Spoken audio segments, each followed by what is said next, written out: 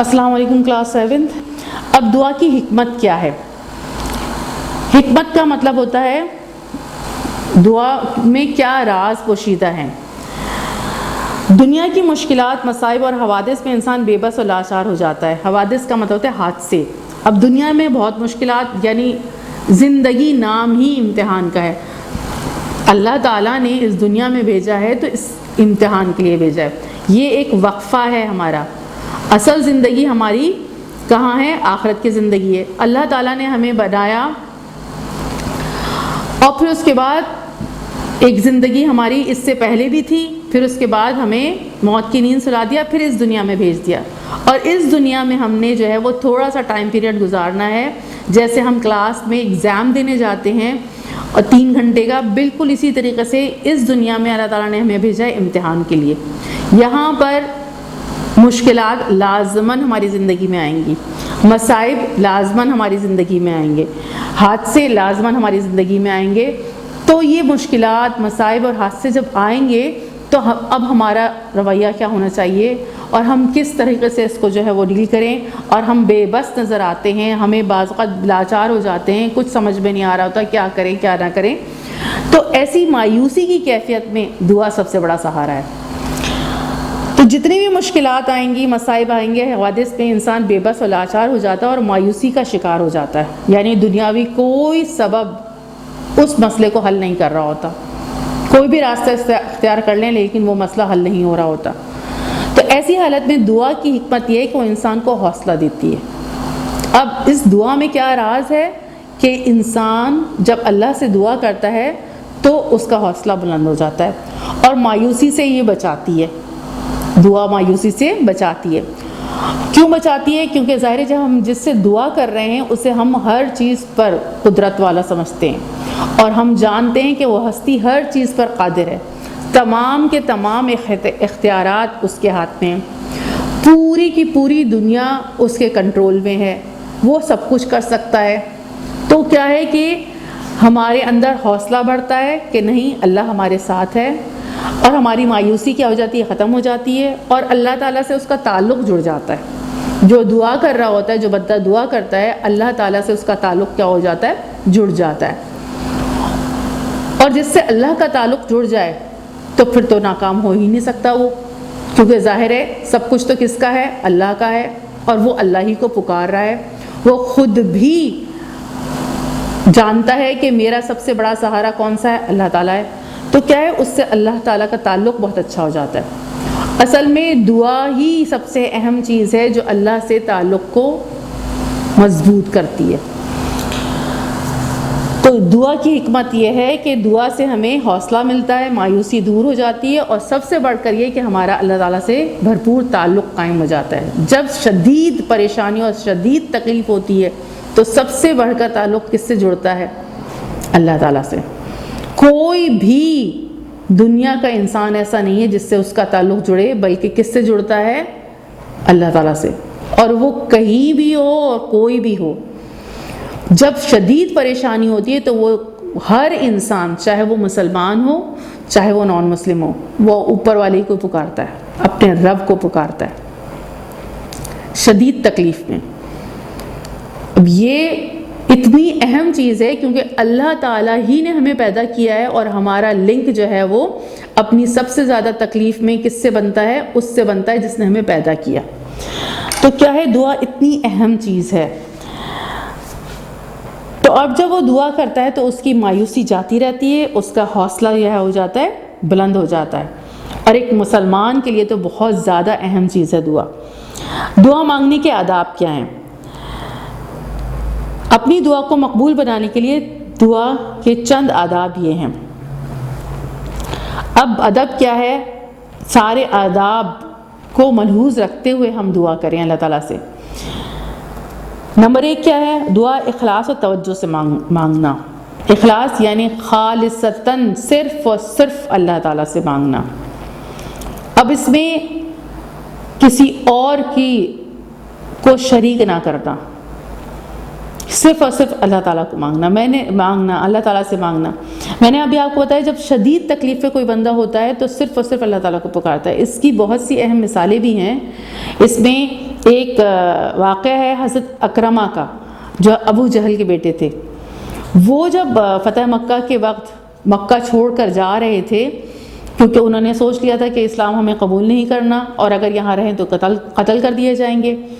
فتح مکہ کے وقت 3 اس میں آپشنز تھے، یا تو اسلام قبول کر لیں، یا اس جگہ کو چھوڑ دیں، یا پھر قتل کر دیے جائیں گے. تو انہوں نے ڈیسائیڈ یہ کیا کہ ہم اسلام تو قبول کریں گے نہیں، اور اگر یہاں رہے تو قتل کر دیے جائیں گے. تو تیسرا آپشن انہوں نے یہ کیا کہ ہم اس جگہ کو چھوڑ دیتے ہیں. جب وہ اس جگہ کو چھوڑ کے نکلے ہیں تو جہاں پہلی مرتبہ مسلمانوں نے ہجرت کی تھی، ہجرت حبشہ، وہیں پر یہ جا رہے تھے. بیچ میں سمندر تھا، بحر احمر، یہ آپ کا ریڈ سی.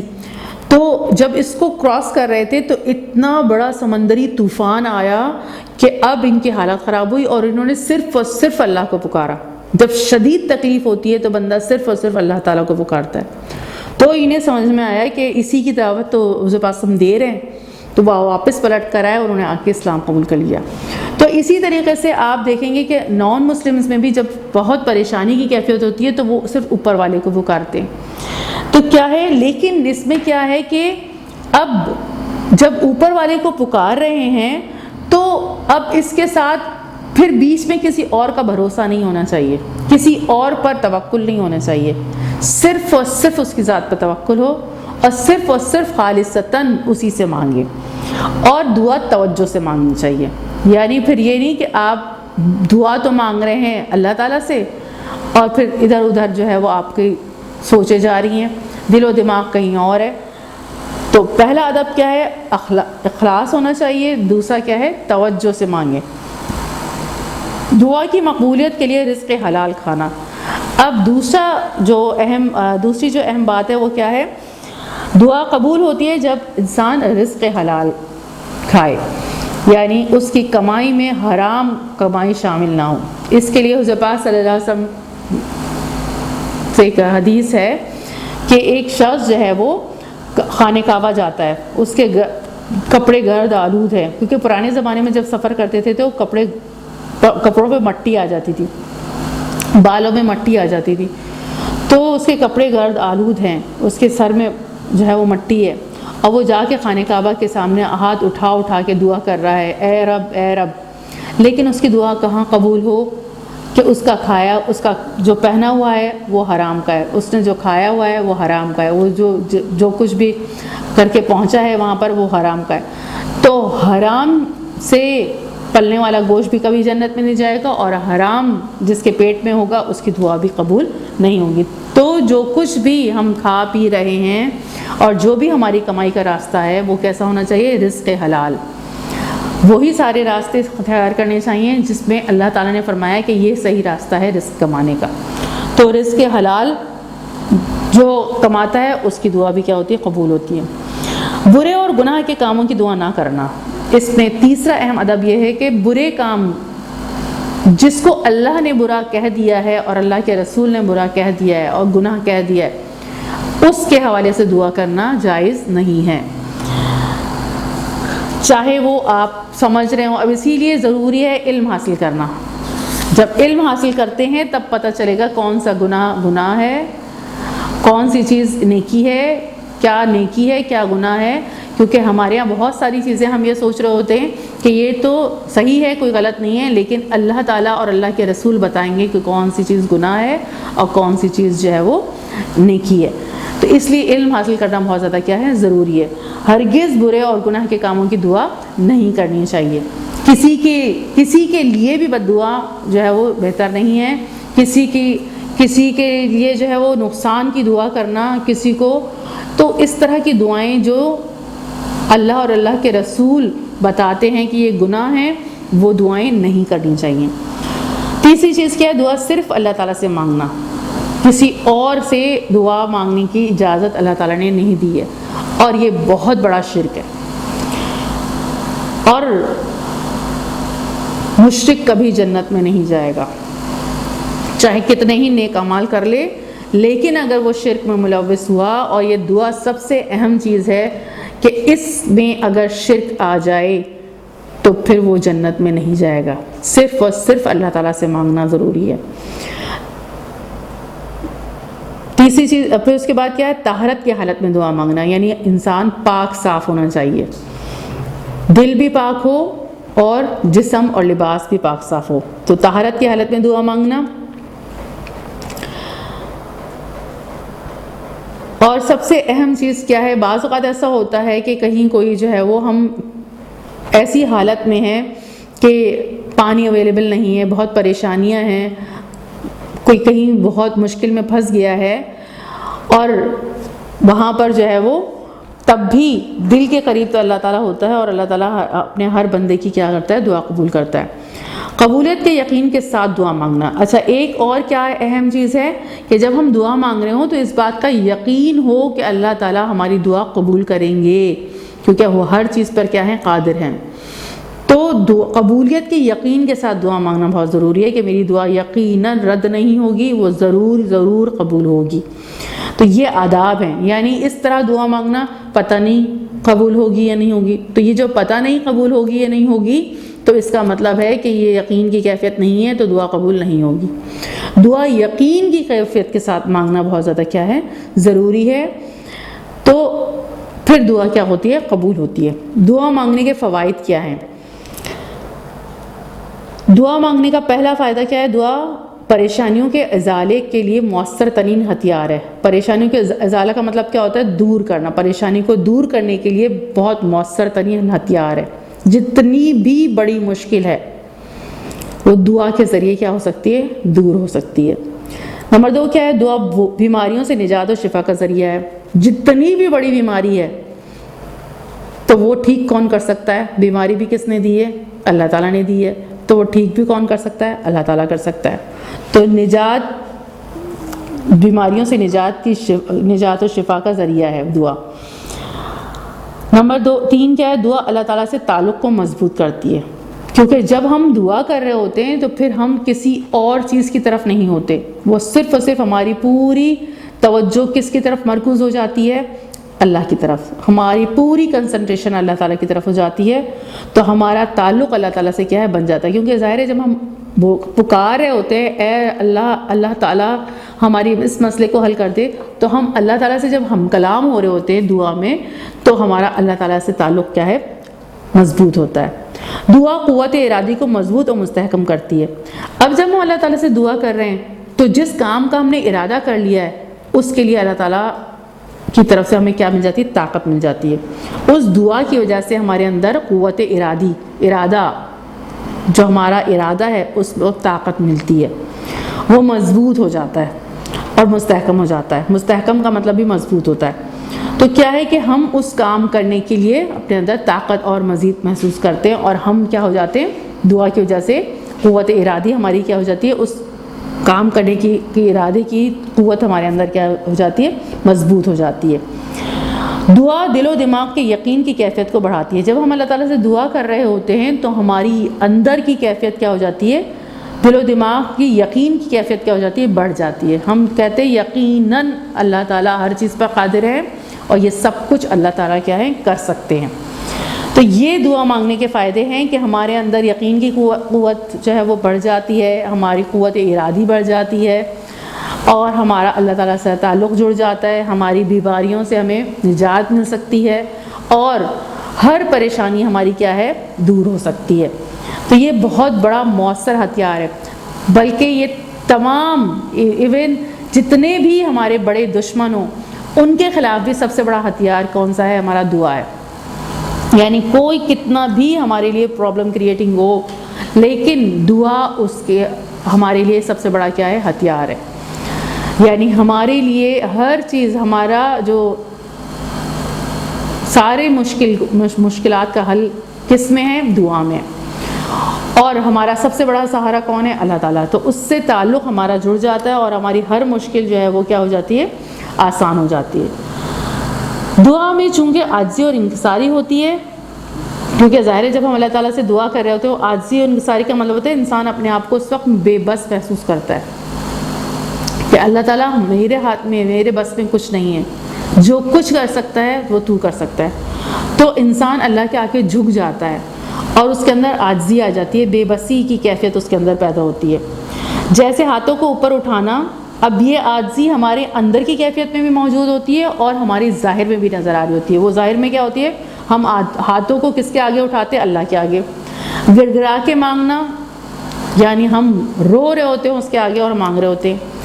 اپنے عجز و قصور کا اعتراف کرتے ہیں. عجز کا مطلب یعنی ہم بے بس ہیں، اس بات کا ہم اعتراف کرتے ہیں. اپنے قصور، اپنے جو غلطیاں ہوتی ہیں اس کا، اپنے گناہوں کا بھی اس وقت اعتراف کر رہے ہوتے ہیں کہ اللہ تعالیٰ میرے سے آپ کی جناب میں جو کوتاہی ہوئی اسے بھی معاف کر دیجئے. تو یہ تمام ہمارے اندر کیفیات جو ہے وہ دعا میں پیدا ہو رہی ہوتی ہے. یہ تمام چیزیں تکبر اور سرکشی کے جذبات کو ختم کر دیتی ہیں. اب ہوتا کیا ہے کہ ظاہر ہے جب ہم اپنے آپ کو بے بس محسوس کر رہے ہوتے ہیں تو ہمارے اندر تکبر ختم ہو جاتا ہے، غرور ختم ہو جاتا ہے. غرور تو اس کے اندر آتا ہے نا جو اپنے آپ کو بہت کچھ سمجھتا ہے.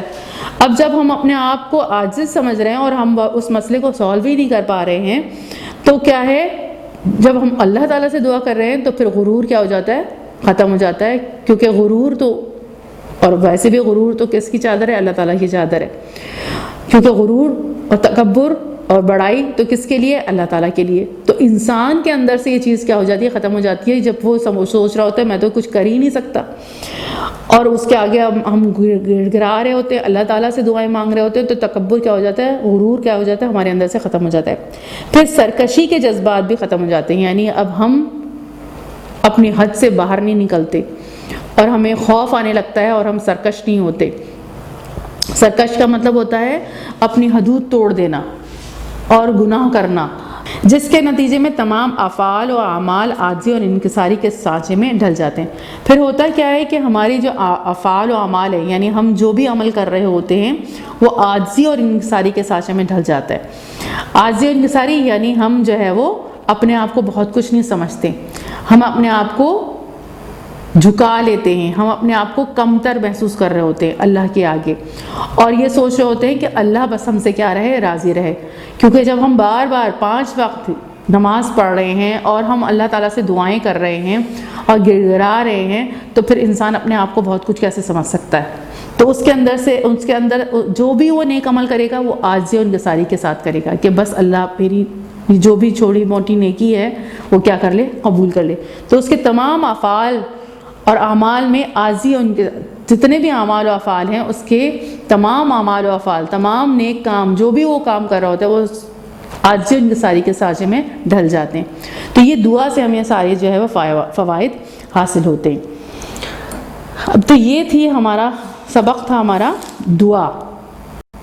اب اس سبق کا خلاصہ دیکھتے ہیں، یعنی پوری سبق کا نچوڑ دیکھتے ہیں. نچوڑ کا مطلب کیا ہوتا ہے؟ یعنی جیسے ہم لیمو نچوڑتے ہیں تو اس میں سے عرق اہم چیز نکال لیتے ہیں، اسی طریقے سے اس سبق کا خلاصہ کیا ہے کہ ہم نے اس سبق میں سے بہت اہم چیز کیا کر لیے؟ نکال لی.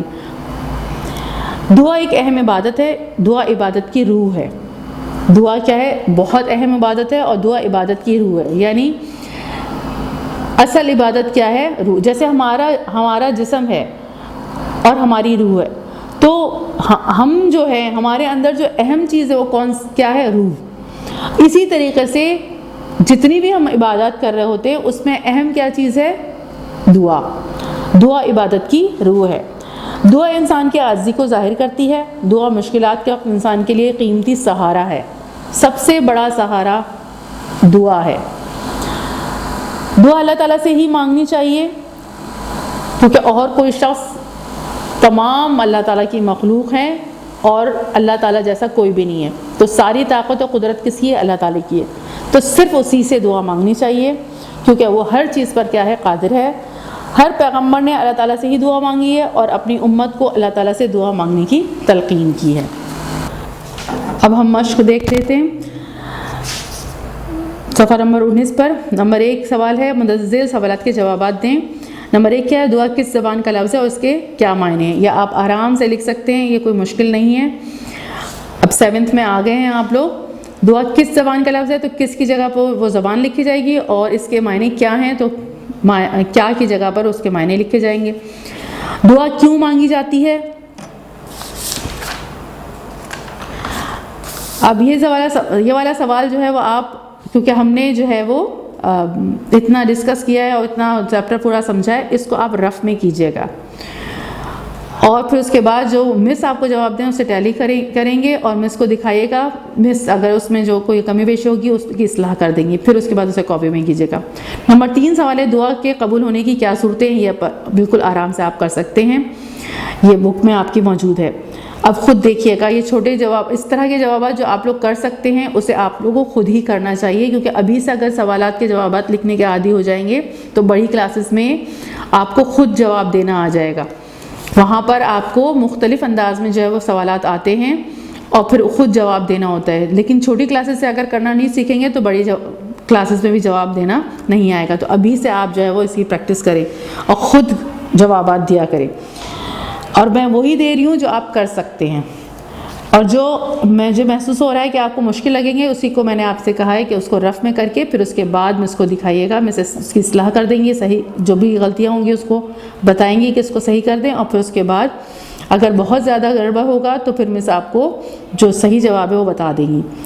چوتھا سوال ہے دعا کس سے مانگنی چاہیے؟ یہ بھی آپ آرام سے کر سکتے ہیں۔ دعا کی فضیلت بیان کیجیے، یہ آپ جو ہے وہ یہ بھی آپ رف میں کیجیے گا، پھر آپ مس کو دکھائیے گا۔